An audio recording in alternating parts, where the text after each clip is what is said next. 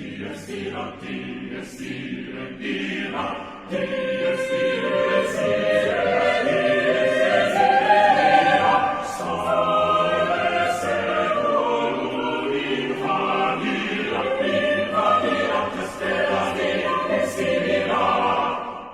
right. Hi, everybody. David Fogel back with you, CEO of the Symphonina Foundation, back with another Symphonina Foundation podcast, our last podcast before, well, can't really say before anymore because the first round of the Grammys are on. But until we get done with this first round of the Grammys, it'll be the last one for a little bit. We were doing 1 to 2 a day for about 3 weeks there, and I hope you all enjoyed them. And today we're joined by the mother-daughter duo of Patti and Emily Drennan. How you doing, Patti and Emily? We're doing great. Thank you very much. Hi, thanks so much for having us. Well, it's my pleasure, of course. And it was nice to see you both at the Classical Fantasia recently and hear some of your Requiem of Light being performed as well. It's always a delight. Last year, I had the pleasure of reviewing Echoes of Grace, which was an excellent contribution. And I must say, and even though it didn't get a Grammy nomination, one of my absolute favorites for the entire Grammy season. Mm-hmm. And congratulations on your #1 Billboard position there, too. Multiple Billboards now. And Patti, I noted on your bio, and I remembered this from last year, like 3 million copies you sold in record. I mean, I don't know how you do it. I don't know how anybody sells 3 million anything these days, but congratulations to you and to Emily.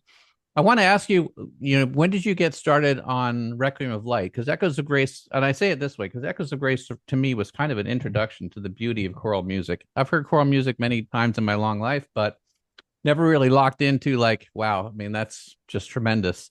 So then I have an ear for it, and I'm like, I hope they do more. I hope they do more. I hope they do. And they did. So did you get started on it before Echoes of Grace was done, or was that a project for this year? No, I decided I wanted to write something of a longer work. And so the first thing I thought was maybe a requiem, something that was more cohesive. And then I didn't start on it till probably January.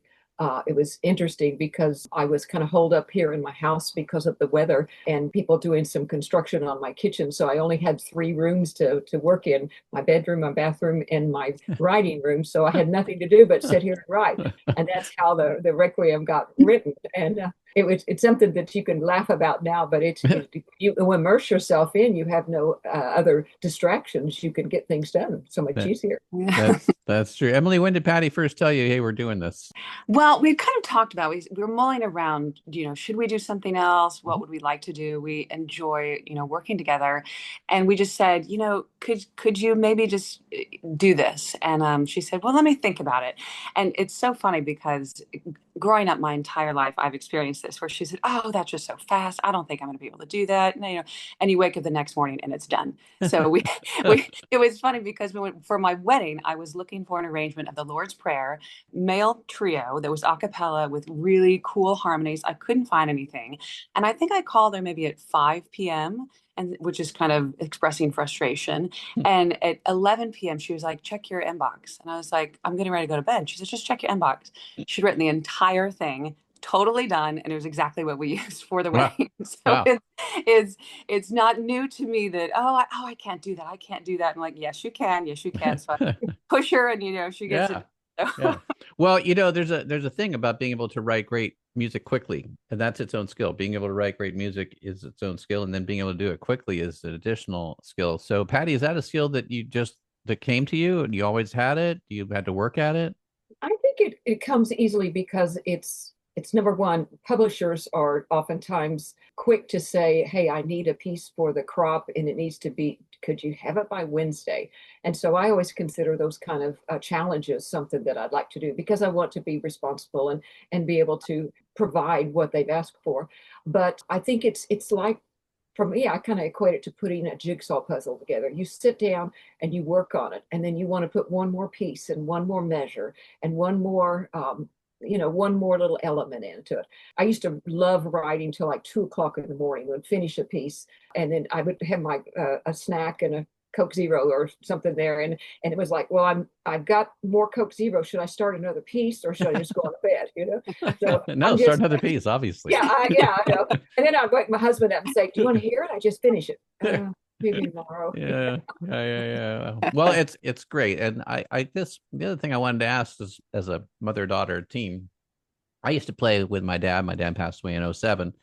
but you won't see it at home because we only post the audio, but that's my dad's tenor is behind me there, and I chose to pick it up again about 8 years ago to sing, and wishing I had played more with him during the time that we had together. But we did play quite a bit together, with him playing sax and me playing piano. I wonder what is it like for you guys to be able to work together, perform together? I presume it's totally special, but you probably have your own way of phrasing it. Yeah, I mean, we will probably say two different yet similar things.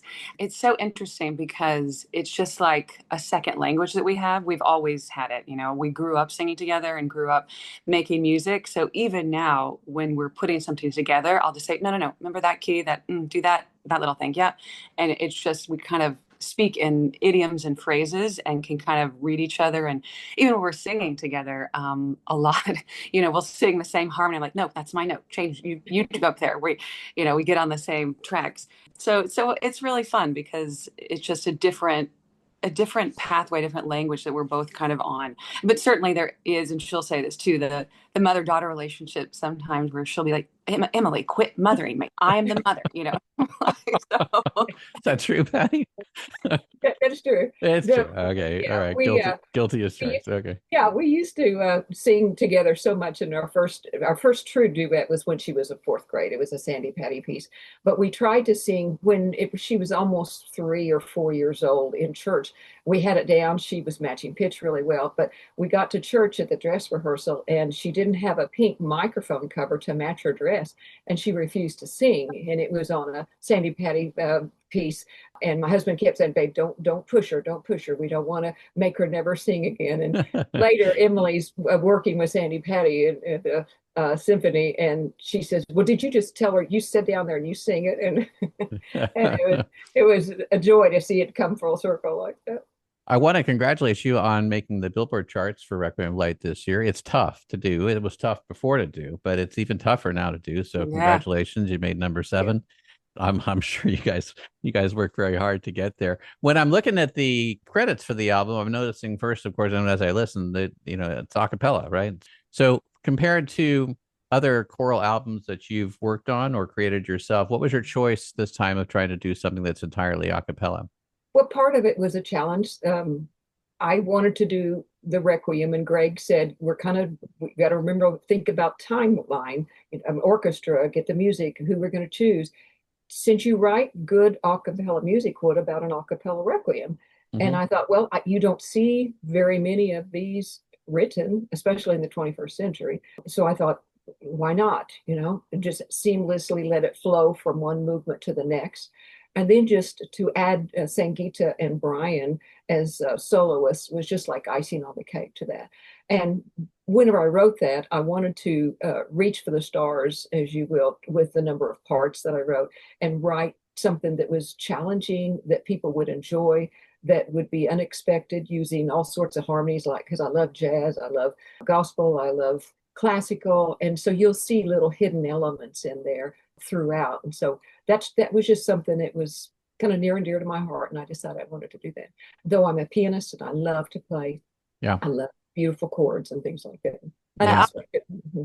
I'd say I think one of Mom's great strengths is how she's able to arrange for the voice and just hear all those different harmonies and how they can be so layered and yet so independent. And so you can really hear the colors in that. And I think that's one of her great specialties. So I kind of also pushed her into that lane and said, let's explore a little bit more of that. And she just does terrific work in that. So it was, and something just very different to explore the boundaries of the human voice and how that can kind of be worked out with a choir, and a choir that has the capability to do that too, I think was an exciting adventure for us. Yeah. Is it different working with a conductor for a choir than it is a conductor for an orchestra? I noted in your liner notes, you have Stephen Fox, 4-time Grammy nominated conductor, doing the choir. Yeah. And how do you interact with Stephen when you're doing that? So for me, yeah, it's really interesting. And he was fantastic. He's a fantastic conductor. And it's similar between the two worlds. It's really, I sing with symphonies around the country with different orchestras, and usually with people who are not singers. So they kind of just let me do kind of what I do, and they take care of the orchestra. But Stephen is also a singer. And so it's great to be able to work with somebody who understands the confines of the human voice as well. And so we kind of sat down and said, okay, what do you want to do? What do I kind of envision this being? Can we change the tempos a little bit? Can we have a little push and pull here? And then I'd kind of notate a lot of the takes and say, this is what I think we should do, and have him kind of listen a little bit. And we worked together actually really well. We didn't know each other actually prior to this project. So you kind of are feeling each other out and saying, do I trust you? Do you trust me? Do we have the same sensibility? But he was really, really collaborative, and we had a great time there. Yeah. How did you choose him? We had listened to a lot of nominated albums in the past and a lot of choral work, and wanted to make sure we picked a group that had the ability and prowess to be able to do a cappella music, because we had such a short timeline.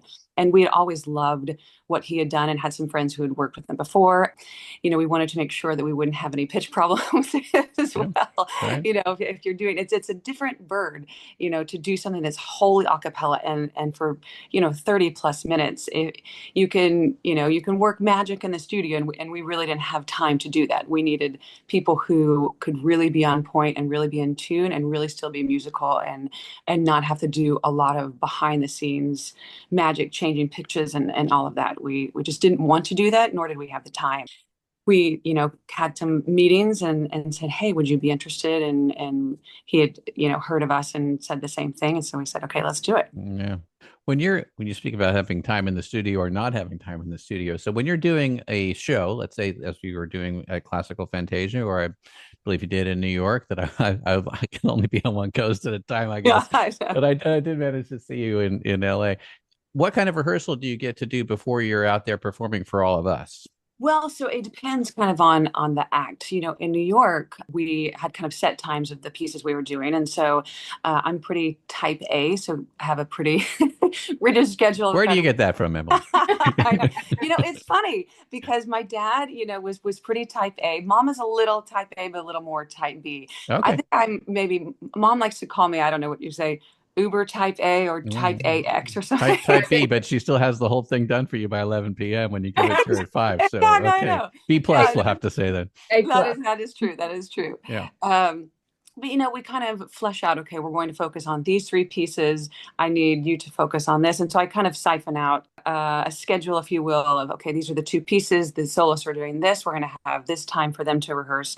So it's marked out pretty clearly. If we stay to the schedule, then it works. But we always kind of buffer, some time in there for things to go wrong, because they always do, or traffic, a train breaks down or something like that. But since we'd already recorded these prior to those performances, it was helpful to say, okay, remember, look at your music and take a look at this. We'll keep the same formato. We might push and pull a little bit here, and to have those conversations with Stephen and with Mom too, to make sure we're on the same page. So at that point, it's really just executing with the ensemble versus making decisions. What should we do at that point? Yeah. Patti, what's it like for you when you're there? I mean, you could conduct it, or you could just sit in the audience and listen and enjoy it.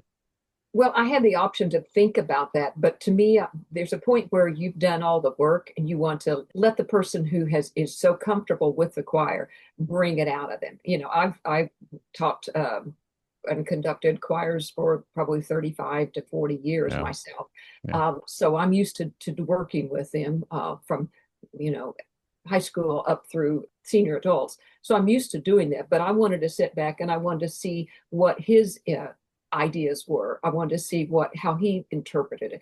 And that's the thing that we enjoyed the most, because he says we do a lot of older composers that are dead and we just have to interpret it. And he said, but I like to be able to converse with you and see why you did it, and just get your insight and then and share ideas. And so that's why it was kind of a good marriage between the 2 of us, that we could share some things, because they did some things that I hadn't thought of, and vice versa. Last year with Michelle, with Echoes of Grace, she did the same thing. We had a beautiful time doing that.